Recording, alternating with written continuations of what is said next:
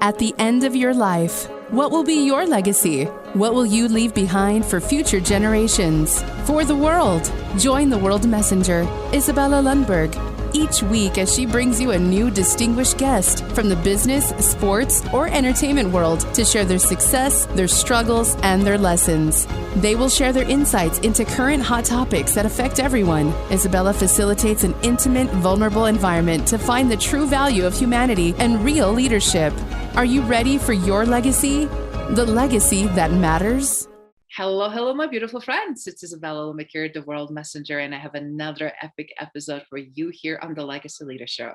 I have someone that is extremely talented, capable, able, and accomplished, and also dear to my heart, very good friend of mine that is joining us here, fellow Coloradan in the studio, Dario Montelongo Jr.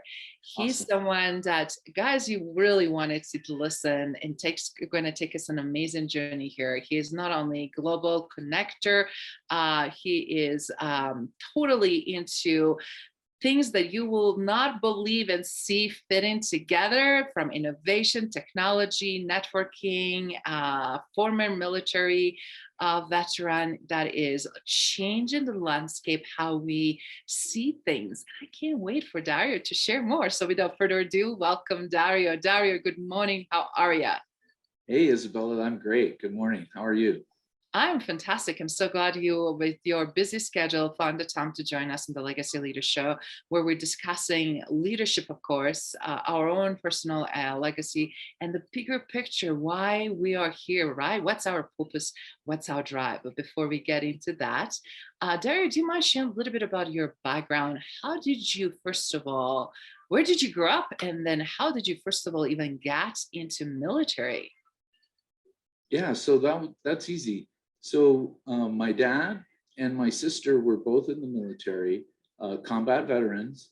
My dad served actually a small stint in the Air Force before he went into the Army, and he retired as a major in the Army major after 23 years of service. And my sister did the same. She was in the first Gulf War. She served as an Army medical specialist. And so we as a family, we moved every 3 years while he was in, doing his military career. And so I moved 7 times and had 2 high schools before I graduated high school. Wow. So, a lot of movement, a lot of adaptation for a young child, and a lot of assimilation, right? Yeah, no, and it was, Fort Benning, Georgia. We were in Fort Sam Houston. We went to Landstuhl, Germany, and spent 3 years in Germany overseas.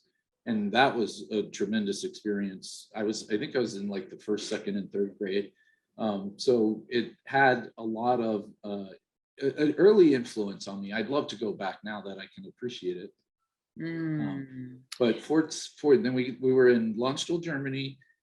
Came back to Fort Sam Houston, San Antonio, Texas, then went to Fort Sill, Oklahoma. And then from Oklahoma, we went to the Presidio of San Francisco, and we spent 3 years there. I went to high school, 8th, 9th, and 10th grade in San Francisco City proper. And then we moved to Las Cruces, New Mexico I'll date myself, 1985. And I was in Las Cruces, New Mexico from 85 to 95. But to answer your second question, as soon as I graduated high school in 87, I was on the delayed entry program for the United States Marine Corps.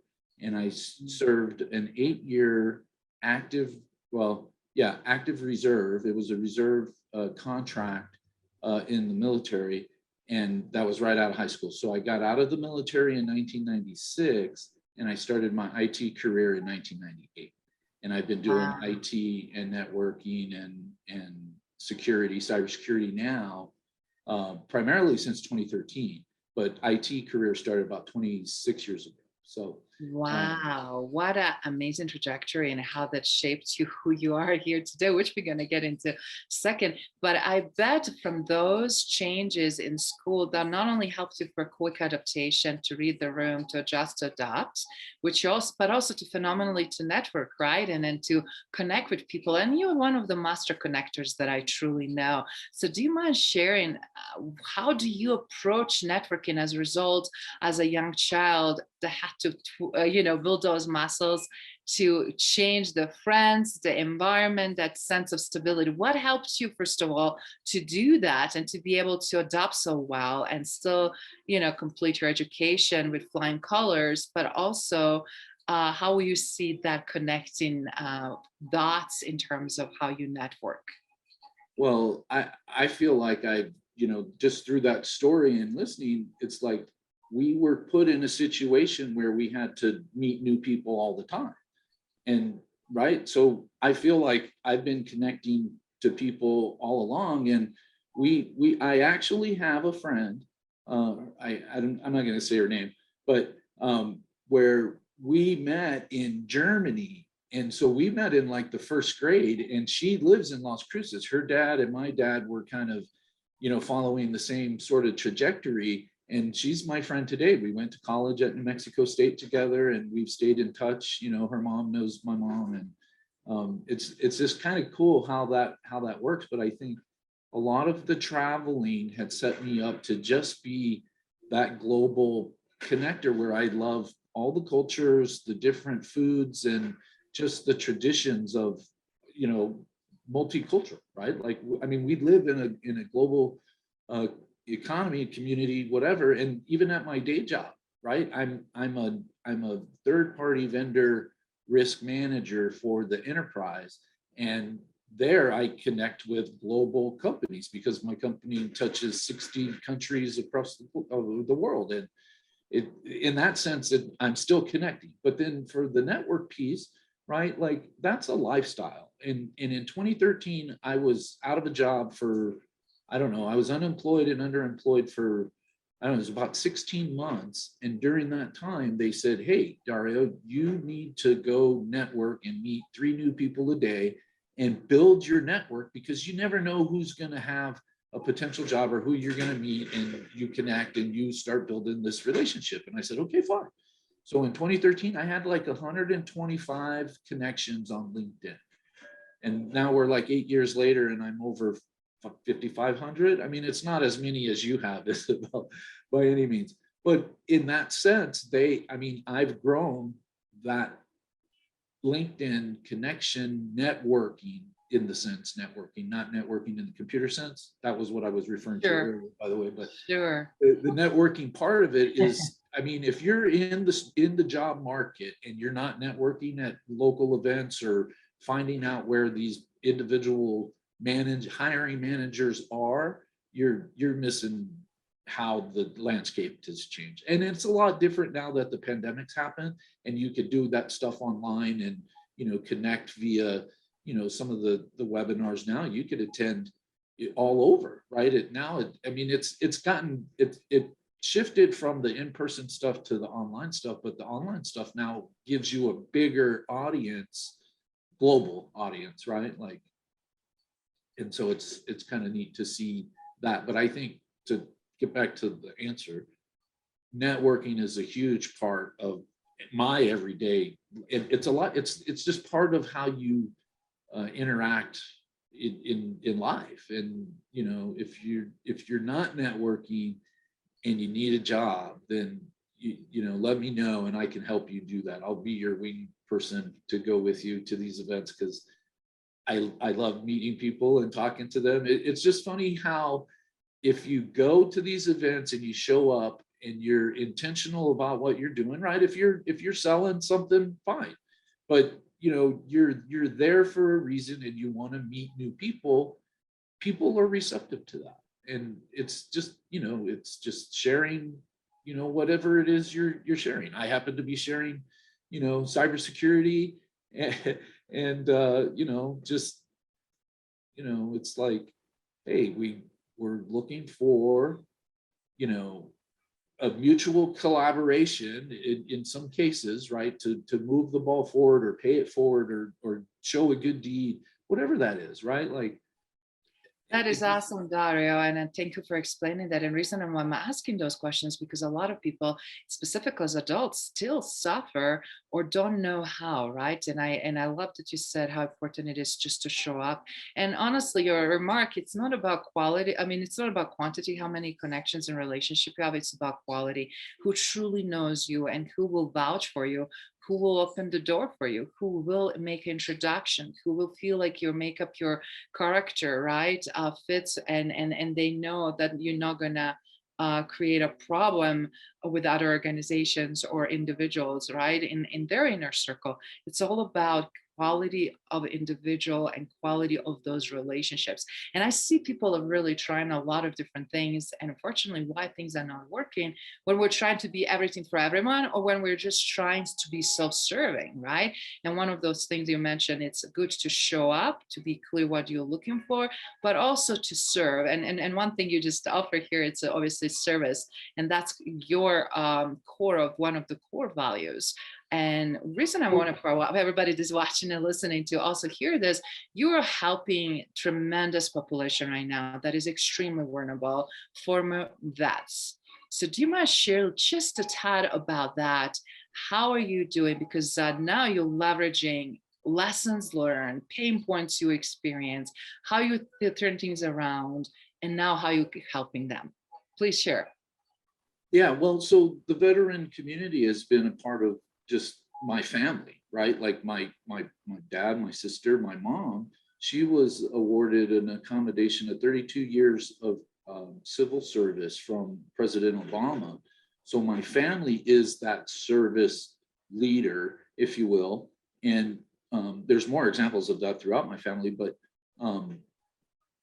I think you were saying, But what we're talking about, how you're serving now military guys, you're doing some amazing work. And I just wanted to others to see when they are thinking, how can I support or serve others? Or how can I, do I don't know this or I don't know that, but everybody knows something, right? Or anywhere we can do something. And you're doing some tremendous things. And you're doing specifically right now, helping serving veterans. yeah, Do you want to share a little bit?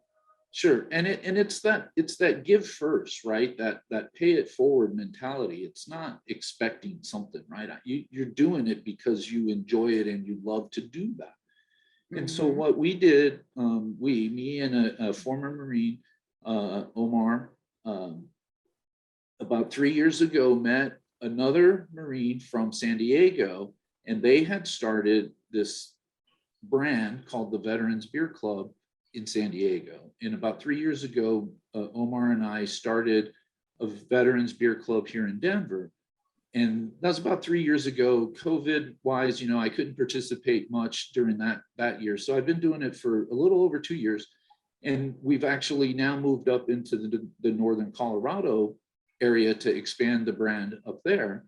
And so what it is a networking event, low key, no agenda, veterans helping veterans, primarily getting through the transition from the military into the civilian world, landscape, businesscape, whatever, where we've been playing for the last 20 something years. So we can help them.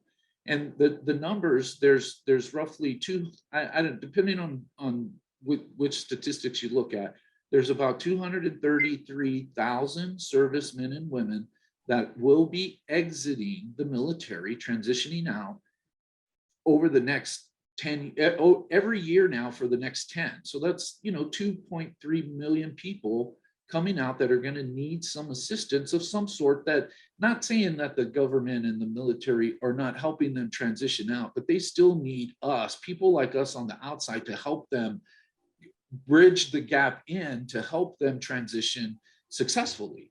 But what we're finding is that the ones that do transition out, they quit their first job typically after the first 8 months or so because they're not fulfilled like the serving their country. And that's a big issue. But the solution is this cybersecurity thing, right? Like there's a big shortage of unfilled cyber roles.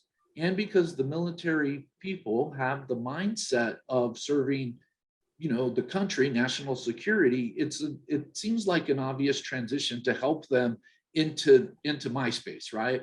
And then Yes. and then what's nice about it is that you don't even necessarily need to be in the military to support the cybersecurity push, because we're in need of a lot of people, and diverse people from a lot. You don't have to be technical, right? It's not all technical jobs. So that's what I'm trying to do is support veterans through the Veterans Beer Club, but primarily it's to help get them into cyber if that's where they want to be, or wherever they want to be, right? If it's not cyber, I can introduce them to somebody else that's doing other great stuff in the community, right? But I'm primarily in technology, and there's not a finish line, right? I mean, Yes. we're so busy, and it's such a big problem, right? Cyber That is security. affecting everybody, Absolutely, every industry, every company around the world. every And it's company, spot every on. And it's, globally. go ahead. Yeah, no, I'm done. Yeah.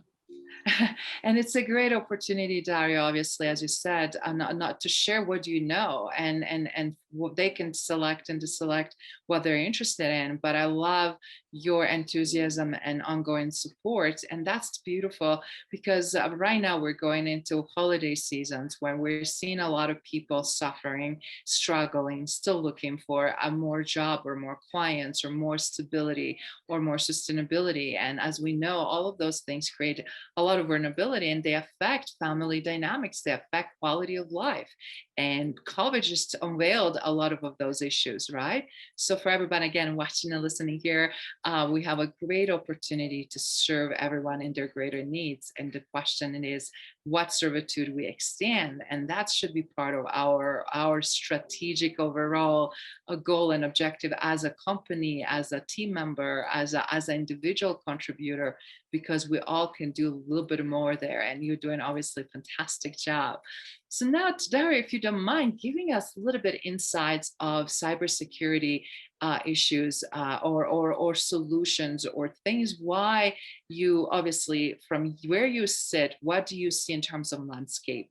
Because we're seeing unprecedented moments, right? When we are more and more on internet, the sheer volume of data and content, sheer volume of vulnerability of users that are there, that they're not really fully understanding what is happening. Do you mind walk us through a little bit about some of the trends, some of the risks you see, and some of the advice you want to share with audience? Yeah, hang on, I need to plug in my laptop. Okay.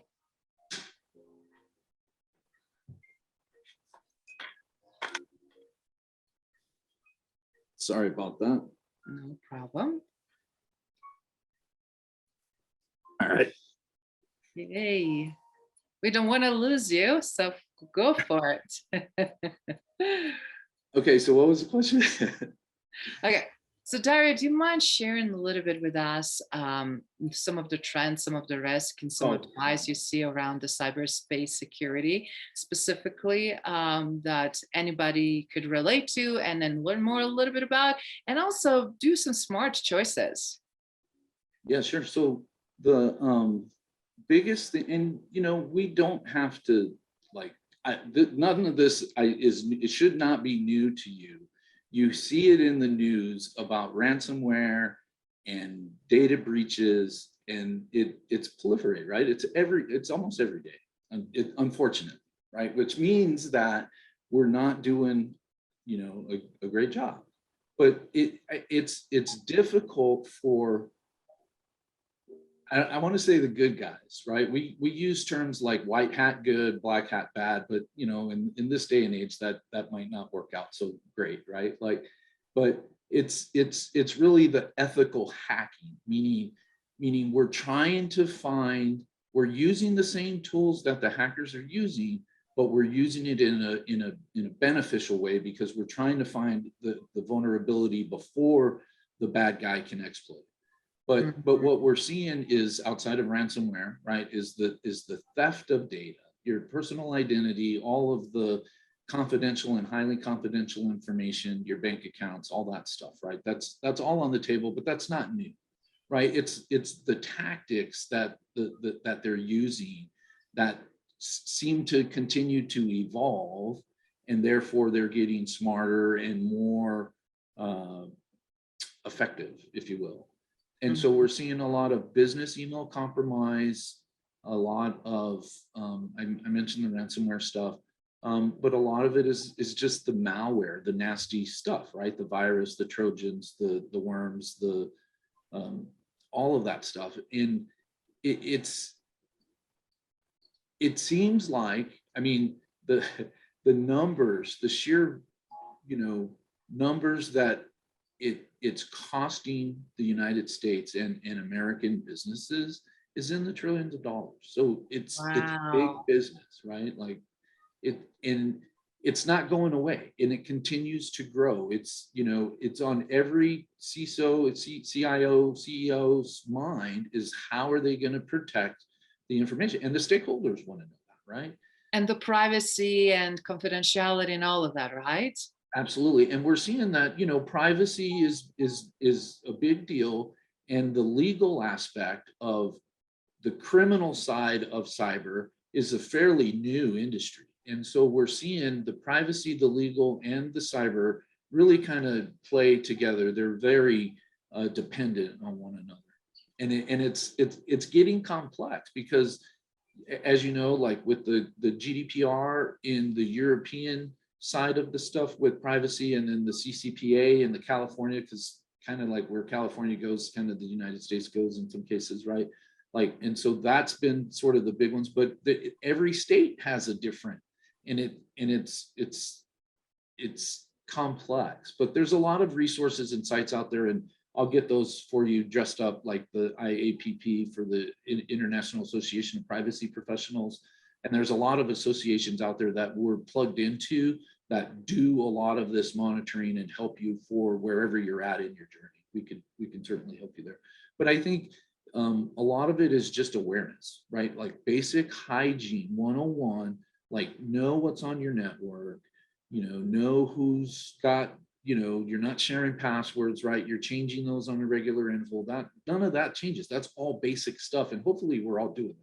But I don't think we are, because in some cases you see these advanced attacks that are persistent, and they continue, and they're relentless, and they have a lot of time and a lot of money. And these are like not like people like you and me. They're like the nation states, like the China, the Russia, the really bad guys that you see in the news that the United States is not an ally with, right? Like those adversaries, though some of those are the big guys playing. That's what we're talking about. It's national security. And so it's a big deal, right? Like, what else I'm doing, right? It's like trying to get these veterans to plug into this thing. But I'm also been teaching, and I don't know if we've talked about that, but the teaching That aspect, was my next question: how you impact and influence also as an educator, since both of us are educators and passionate about education and learning. Obviously, now you're also contributing in much more meaningful way for the future generations of leaders and in their own right. So yes, please share. Yeah, so I've been teaching now at the master's level since 2013. That was about the time that I lost the job, and the teaching thing was like another sort of stream of income. It was really meant to be my retirement, but I just started early, and now here I am, 8 years of experience in it, and it's great. So today I'm working for Metropolitan State University in downtown Denver, the Master's of Science in Cybersecurity. And I believe it's a really great program. It's a multidisciplinary degree program that encompasses criminal justice. So you have to have the criminal law side of it. There's mathematics, and then the traditional computer information systems colleges that make up the cybersecurity. And that building is actually housed on campus in the aerospace and aviation building, which then now, because of the proliferation of cyberspace, if you will, and Elon Musk and the whole, SpaceX stuff and exploration and, Mars, this and that, right? Like it's a big deal, right? And we were talking about it last night. So I have a class, I'm in week 12 of 16 now, and I have guest speakers twice a week, actually, from now through Christmas, and we've had it all since August. And thank you for speaking to my students. You're Isabel, we talked welcome. about that. But last night was Ball Aerospace, and they came and spoke, and it was a great conversation. But sometimes we don't think about hackers, bad actors, hackers taking aim at the International Space Station, right? That's not off the table. Wow. That's not off the table. And you talk about the 9/11 stuff, right? Again, you're getting into the airlines and all that. We've seen this, right? Yes. So Yes. it's crazy what's happening. But at Metro, right, you come to the program, you get some law, which is great. You get the privacy stuff built in, you get the education from the book, because the foundations of cyber, the principles of security don't change. It's the technology that changes, but we teach the foundations and the principles, and then we encompass it with the industry certifications as well as hands-on, working with industry nonprofits to help them with their basic hygiene, like what we were talking about. Know what's on your network, who's coming, who's going. It's the physical, it's your computer. It's all of that landscape, that in anything that makes up your digital space is what we're talking about, and it's all game, right? And again, we mentioned it. It's every industry, every company needs it, whether they admit it or they don't. Typically, they don't have the resources, the knowledge, or the experience to do it. So they have to come to the professionals to do that. And that's where we can. That is fantastic. And I love how this connects, right? From something earlier, from your early childhood, that influence, that gave you opportunity, and then how you self-discover yourself, how you also continue to nurture relationships, help others, and now teach things and you're doing so marvelously, and kudos. But then at the same time, understanding the level of risk, the way you assess information, the way you think, and then also the way you take action to augment that.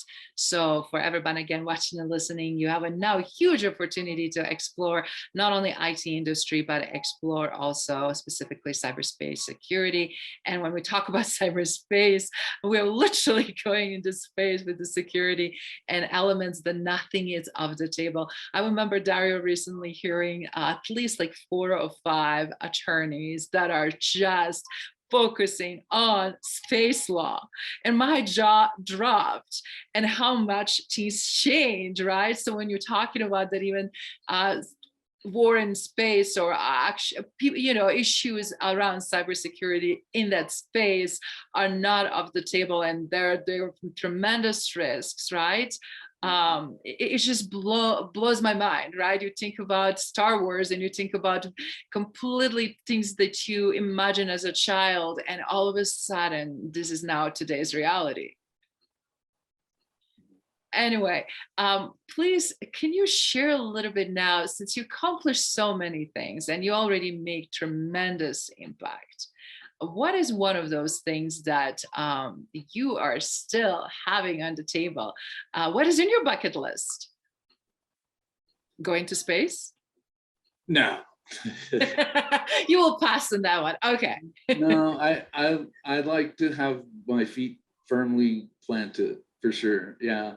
I've had, like in the military, I've had my share of these adventures, right? Jumping out of an airplane, rappelling, doing all that stuff. I'm not, I feel like I'm still adventurous, but there's a level of risk that I don't want to take, right? Because we are getting older, and if something should happen, God forbid, right? You break an arm, you break a leg. Now it takes a little bit longer to heal and recover.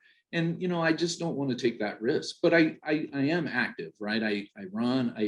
I'm really, what I'm working on is my fitness and my wellness, because it's so important that if I'm not feeling my best, then I can't perform my best, right? So I'm taking the time, and it's usually around this time, the holidays, we do a lot of reflection, a lot of planning for the next year. At least I do, right? And I just happen to be starting that a little bit earlier, and I've gone through that whole process through really just the activities that I provide to my students this semester. So we're already 12 weeks in of 16, and they had to really start looking introspectively at themselves resume polishing, the LinkedIn polish, some of all this stuff.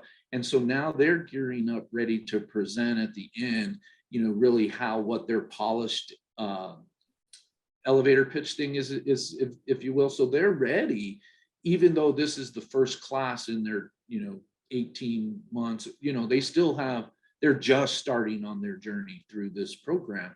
And so the sooner that we can get them into like a capstone project, they'll have about a year and a half or about a year that they could actually build that relationship with somebody in the community. And then any other people or smaller groups or students that have the same sort of passion, we could pair them together and they could do tremendous things together, right? In small teams of 3 or 4, and work on that for like over a year, which, can you imagine, Izabela? I mean, right now, like when I went to grad school and you went to grad school, I don't know if you had a capstone project, but my capstone project was like an 8-week thing or a 16-week thing, and that was it. But can you imagine if you give them 6 months or a year, what they can do? Or maybe they don't, they procrastinate and they don't do anything, but you know what I'm saying? I mean, and you have to have that accountability, and you see it in the real world where you have these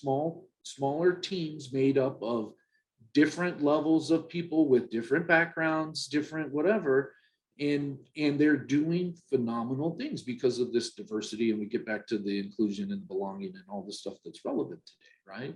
Like as leaders, we have to think about all of this stuff. So yeah, so your bucket list, there's definitely a lot going on for sure.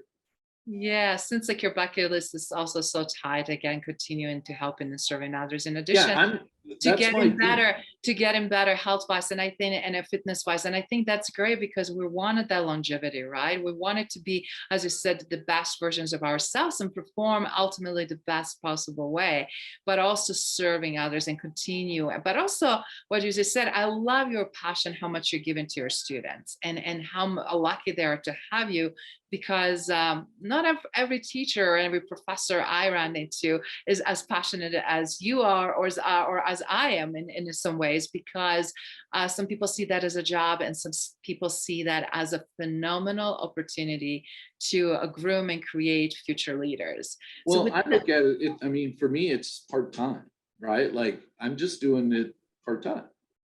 I'm kidding. But that's the difference, right? I found my passion. This is what passion looks like, right? I'm so excited every day to get up and talk about what I do, because one, it's important for national security. I keep saying that, but you can't press upon what that means, right? Like to me, for somebody that has been in the military that serves, to be able to still serve outside of the uniform all day long, right? Beautiful. Yep. That is beautiful. Right here. Love it, love it, love it.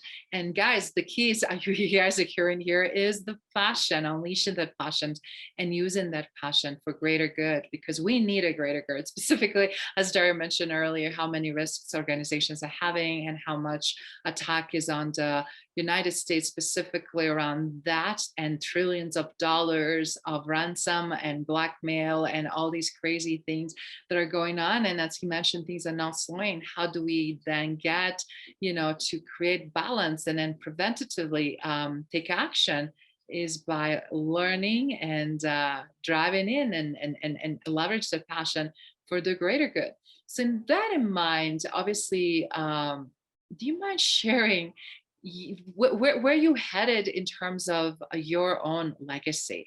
Right now, I know you fulfilled so much in terms of your own leadership and impact you made. But what would you like your legacy to be about and to be known for? I'm still working on it, but I feel like, I just want to be a good example for my kids and be healthy to see their kids, and just, kind of grow that, right? My family has been like that, I want to continue this servant leadership theme throughout, because I feel like it's what's missing, right? Like from, good leaders, and we've all had them, right? Good and bad leaders. And it's like, we just want to teach the good leadership stuff. And that's what we're doing, right? We pepper that with the business skills that they have, and we grow them so they can upskill, so they can, actually help, effectively help, the cause of, the national security, whatever. And then just, I don't know, but you had mentioned though, like it's really for my kids and their kids for the For most part. generations to come, so Absolutely. generational stuff, because you're taking obviously so much ownership and pride and continuously passing on the future legacy of the family. And I think that is tremendously Well, important. family education, right? Because once you have that education, you can't. And the people of color have had it, like it's not good for them, and I'm tired of it. It's to me, the education reform, I think, has to happen, especially to combat this new thing called cyber. And it's not new, right? Like we need to start, we say shift left, right? But we're shifting further down. So I teach master's level college, but I'm talking about, third grade through high school. It's got to start way, Early. way Yes. early, way Yeah. early. And going back to where I lived for 10 years in Las Cruces is actually the 48th poorest state out of the 50, 51, if you count Puerto Rico, in America today. And I have a big issue with that. And so what I would like to do when I go down there this next week is talk to my friends. My friend Ray just he got elected to the city council. He's doing a lot of great stuff, and we're going to hopefully change. Well, we're changing it for the positive, but hopefully we can make big ripples to affect, more change, not just in Las Cruces, but in all the states that are not as rich in the education arena, where we can make a big difference with that, with everybody that we're working with. It's just a matter of, getting to the table and having the, pulling the right levers and, timing and collaboration and whatever it takes to do that. But come on, right? Like 48th poorest state. I have an issue with that. I just do.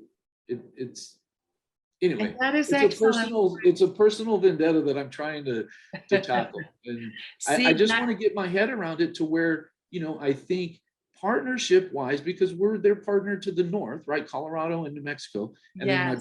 my buddies in Texas to the east.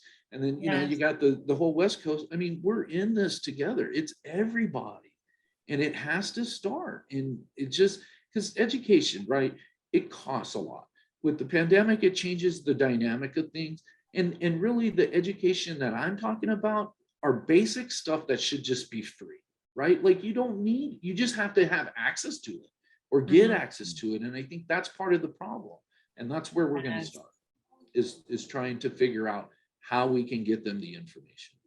And we have the platform, right? So it's easy. Yes. It's brilliant and I love it. And I knew that it's a bigger, obviously, cause and drive and journey and more to that passion. And I'm so glad you touched on, because it absolutely makes sense. And you witnessed, you traveled, you've been living in different environments as a military child, and then being a military yourself and post-military. All of that shows and reflects, again, communal impact, right? And I'm with you. No reason to have, like, I remember when I was also in South and North Dakota and poverty level there. And then the New Mexico, where I was like comparing how is the top three, the most poorest states are consistently staying on those ranking. Why is not more happening in those landscapes where the company typically go? Why infrastructure is not changing? And as you said, it's very challenging for a lot of people of color, specifically where you have a lot of Native Americans, a lot of Hispanic or just Latino cultures, Black, where it's very not equal footing there, right? And I love how you're leveraging your impacts and influence through your network to speak up because that's a reason why we're repeating all this, guys, is opportunity for every single one of you. If you want to see and create more impact, that's what you start doing. You look at who you're aligning, who you know, how can you do it, how you can leverage your education, your passion, your desire and drive, because people need you. We need more Darios. We definitely need more Darios. So well, you bring up a good point with the Hispanic community is 60 million in the United States. 50 of them are registered, 10 million are not, right? That's another issue that the president faces to try to reform and figure that out. But the Hispanic community today, Latinx, however you identify, they are now the 8th largest economic powerhouse in the world. Did you know that? wow, that is amazing, astonishing statistics. I knew close to that, but I just didn't know that the number got to that level. Yeah. And what I like about my work at Lumen is that I'm a part of, they have these employee resource groups, and there's one specifically for the Hispanics, but they have, there's 12 of them. But this particular one is called Somos, and it's great. So they they share a lot of great additional resources that you don't typically get from your manager relationship, but it's a community of like-minded people that collectively have the same sort of vision and mission, and everybody's moving in the same direction, right? Which is great. And everybody's there to help, give grace and just pay it forward in the sense, because we want to help, lift up, right? Not suppress, right? It's totally the opposite of everything.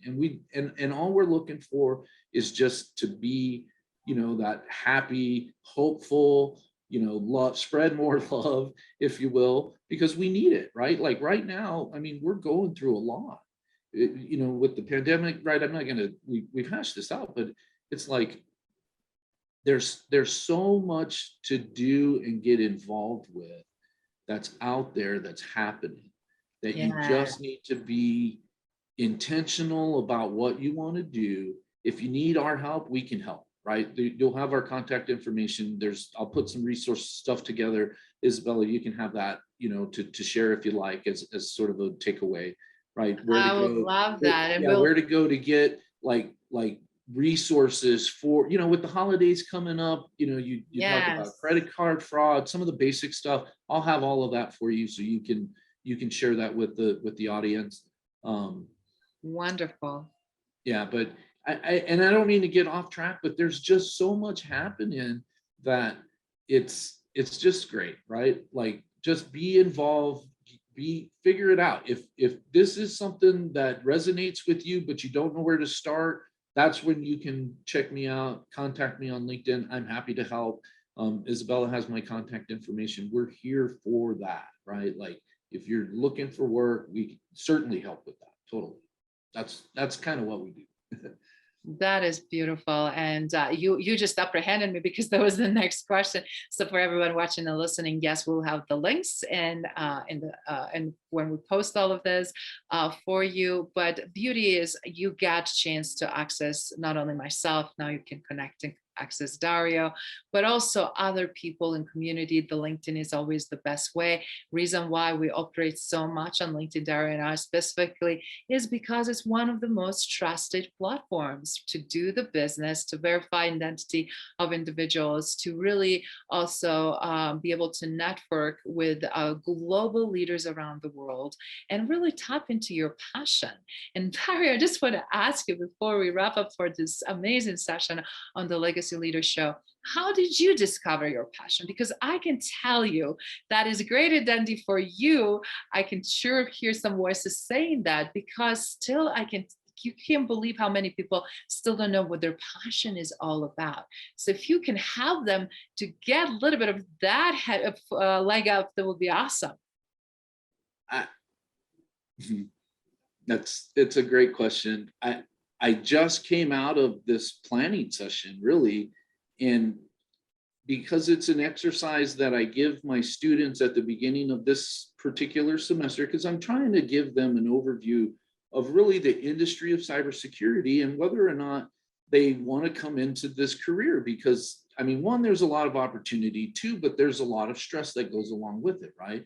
And so you just trying to be transparent and explain, from people like myself, having done different things than what I've done, and they have the opportunity to see a lot of different views, different opinions, both male and female, both, C-suite to the student perspective, right?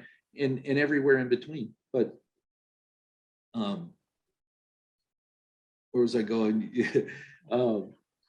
Tap into their passion of recognizing, obviously. Yeah. So sorry. So the exercise is really this idea of taking quiet reflection time for 2 days. Probably is about what you need. You go away on a small retreat, you yourself, maybe your significant other, and you go away and you unplug from technology, and you do this exercise that I have, and it really makes you look internally to kind of find that question, like, what do you want to do? So you take an inventory of everything you've done, your the things that you really like and the things that you will never do again. Because if you don't ever want to do something but you have to, there's a difference. But if you're honest with yourself and you say, I do not ever want to work at a gas station, or be a gas, right? Like, you can change that, but that so you learn more about the characteristics that make up you, and so you can determine where, kind of what you want to do versus what you don't want to do. And you're very intentional, because you remember the story of Alice from Alice in Wonderland? If you don't know where you're going, how do you know where you don't know if you're going to get there or what? How do you know, right? So before we start this job search journey, we look internally to see who I am, what are my strengths. I take inventory of everything I am, looking at it from the 8 spheres of the well-being circle, right? Like your relationships, your financial, your health, your education, and there's like 3 or 4 other ones. Anyway, you look at all of that, and you have to be honest with yourself to see where you're deficient, because that's where, if those 8 circles that make up your well-being are not fulfilled or not optimized, then you're going to have sort of this bumpy ride. But if you can fix it, then you're ready now to go be yourself, to be your best self. And then now you can help others in that way, but you got to help yourself first, and it starts from inside. And then going on this journey to figure that out. I mean, it took me 30 years to figure it out, but there's some big events that happened. My dad passed away when I was 22, he was 46. And since then, it's like I've been doing all this stuff, but now I figured out 30 years later that it's been for him, in his honor, because I wanted to make him proud. Like, I just didn't know why I was doing it. And because he's in the military, and because I tied to, the military, and there's a passion there still for me, it's like I'm doing it for him, like in his honor, to do whatever I'm doing. And that's kind of the passion where it comes from, I think. But the energy and the drive and all of that is probably him and his spirit, and the never quit attitude, like raise the bar, right? But that's the Marine too in me, right? Like it all stems from, to me now it makes sense. 30 years later, I figured it out. I've been doing it all along. I love the technology piece, and I'm just trying to align it all together, which I feel like I have. And I'm focused on the 3 things that I'm focused on, right? It's cyber, veterans, and students. And it's sort of cyclical now. And it just, to me, it's awesome, right? Like, that's what I'm hopeful for the legacy, because I know I'm just getting started, right? Like, it's now, and I'm so looking forward to 2022, in terms of, the trajectory of what I see as emerging trends, and kind of following those, and hopefully getting in line so we can continue this, push to fill not only the unfilled jobs in cyber, but, get people back to work, meaningful work, so they're fulfilled. And that's really, That's beautiful. And that's such a great mission. And I love the passion and drive. And you guys now can see how, with circumstances that you didn't have control, as in childhood and youth, you can turn your still life around and learn about from them, and then find your passion by putting yourself out there. More you experiment, more you test, you're going to learn. And as a result, turn into this amazing power, superpower that Dario, for example, exudes and turns into his passion and tremendous impact and great results, and obviously great conduit for change, positive change for others. Dario, it was absolute pleasure to have you with us today on the Legacy Leader Show. Thank you for your time, and thank you for sharing your journey. And hopefully from this, a lot of you that are watching and listening not only can learn, but also tweak and do something so that you can be the phenomenal, impactful influencer and leader that leaves phenomenal legacy behind. Awesome. Thank you, Izabela, for your time. I really appreciate it. Absolutely. Have a good one, everybody. Thank you. Great having you. Take care. Thank you for listening to Legacy Leader Show. If you enjoyed the content and had a positive experience, then please leave us a positive rating. In addition, leave us a positive review whenever you are listening on whatever platform there might be. Make sure your friends and family also know about the benefit and value that we provide and what we have to offer. Cheers.